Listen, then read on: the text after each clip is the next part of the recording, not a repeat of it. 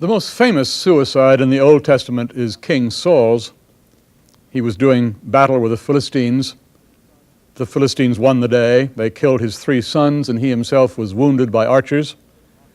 Fearing that he would be captured by the enemy and made a mockery of if he survived, he asked his armor-bearer to put him out of his misery. When the armor-bearer refused, King Saul fell on his own sword. Judas Iscariot's suicide is, of course, the most famous one in the New Testament. When Jesus was led off to Pilate and condemned to death, Judas took his 30 pieces of silver and tried to return them to the Jewish authorities on the grounds that Jesus was innocent and he had betrayed him. The authorities refused to take them. They said that was his problem. And Judas, throwing the silver to the ground, went off and hanged himself. Taking your own life is not mentioned as a sin in the Bible. There's no suggestion that it was considered either shameful or cowardly.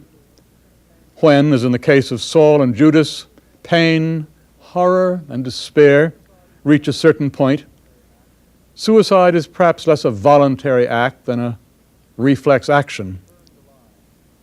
If you're being burned alive with a loaded pistol in your hand, it's hard to see how anyone can seriously hold it against you for pulling the trigger.